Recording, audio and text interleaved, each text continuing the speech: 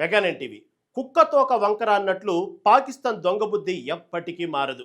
పహల్గామ్లో జరిగిన ఘోర ఉగ్రదాడి తర్వాత భారత్ తన ప్రతీకారాన్ని ఎలా తీర్చుకుందో ప్రపంచం మొత్తం చూసింది.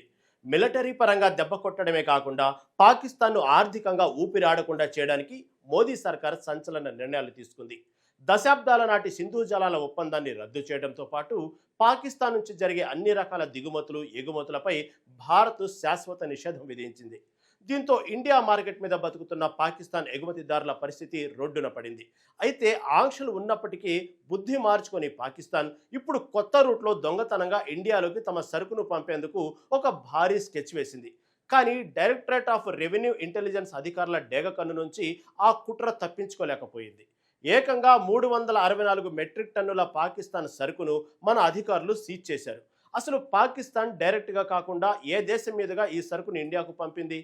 డిఆర్ఐ అధికారులు ఈ భారీ స్మగ్లింగ్ రాకెట్ను ఎలా ఛేదించారో ఇప్పుడు చూద్దాం.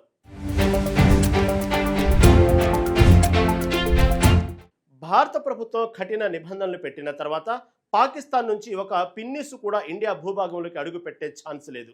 దీన్ని తప్పుదారి పట్టించడానికి పాక్ వ్యాపారులు ఒక మాస్టర్ ప్లాన్ వేశారు. వాళ్ళ టార్గెట్ పాకిస్తాన్లో పండే ఎండు ఖర్జూరాలను ఇండియాలో అమ్ముకొని క్యాష్ చేసుకోవడం. దీనికోసం వారు నేరుగా ఇండియాకు రాకుండా ముందుగా పాకిస్తాన్ నుంచి ఆ ఖర్జూరాల కంటైనర్లను దుబాయ్కు పంపారు. అక్కడకు సరుకు చేరుకోగానే ఆ ఖర్జూరాలను పాక్ కంటైనర్ల నుంచి దించి వేరే దుబాయ్ కంటైనర్లోకి మార్చేశారు. అంటే ప్యాకేజింగ్ మొత్తం మార్చేశారన్నమాట.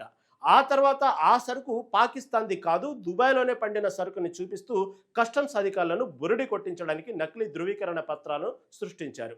ఈ డాక్యుమెంట్లతో ఆ 13 కంటైనర్లను దుబాయ్ నుంచి నేరుగా ఇండియాలోకి గుజరాత్లో ఉన్న కాండ్లా పోర్టుకు షిప్పింగ్ చేశారు. ఎంత దొంగ పత్రాలు సృష్టించినా ఇండియా ఇంటెలిజెన్స్ నెట్వర్క్ చాలా స్ట్రాంగ్.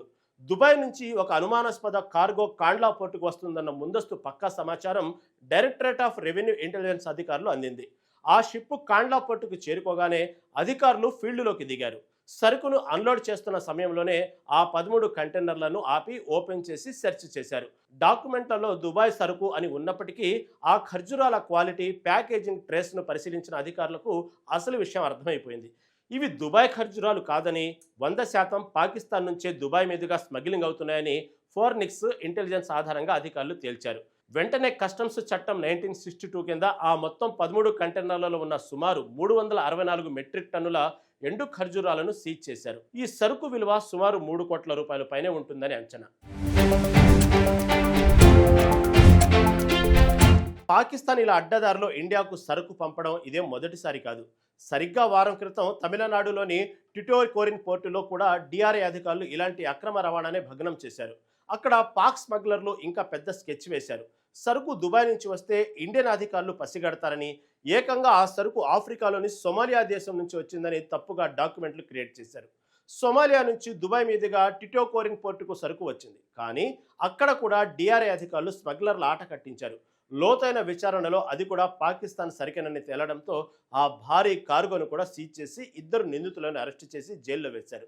దీన్ని బట్టి చూస్తే పాకిస్తాన్ ఆర్థిక పరిస్థితి ఎంత దారుణంగా పడిపోయిందో, ఇండియా మార్కెట్లో తమ సరుకు అమ్ముకోవడానికి వాళ్ళు ఎంత బరితెగిస్తున్నారో మనకు స్పష్టంగా అర్థమవుతుంది. ఉగ్రవాదాన్ని పెంచి పోషిస్తే ఇలాంటి గతే పడుతుంది.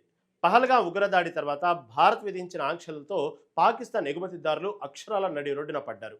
అట్టారీ, వాఘా సరిహద్దు చెక్పోస్ట్ను శాశ్వతంగా మూసివేయడంతో రోడ్డు మార్గం ద్వారా జరిగే 100 కోట్ల వ్యాపారం ఆగిపోయింది. దీనికి తోడు సింధు జలాల ఒప్పందాన్ని నిలిపివేయడంతో పాకిస్తాన్లో వ్యవసాయం, కరెంటు ఉత్పత్తి కూడా తీవ్రంగా దెబ్బతిన్నాయి. ఒకవైపు అప్పుల బాధ, మరోవైపు ఇండియా బ్యాన్. ఈ 2 దెబ్బలకు పాకిస్తాన్ ఆర్థిక వ్యవస్థ ఐసీయూలోకి వెళ్ళిపోయింది. అందుకే ఇలాంటి డొంక తిరుగుడు మార్గాల్లో థర్డ్ కంట్రీస్ ద్వారా తమ ఉత్పత్తులను ఇండియాలోకి డంప్ చేసి బతకాలని పాకిస్తాన్ ప్రయత్నిస్తుంది. ఈ ఒక్క సీన్తో పాకిస్తాన్ ఎన్ని వేషాలు వేసినా మన ఇంటెలిజెన్స్ అధికారుల ముందు వాళ్ళ ఆటలు సాగవని మరోసారి ప్రూవ్ అయింది.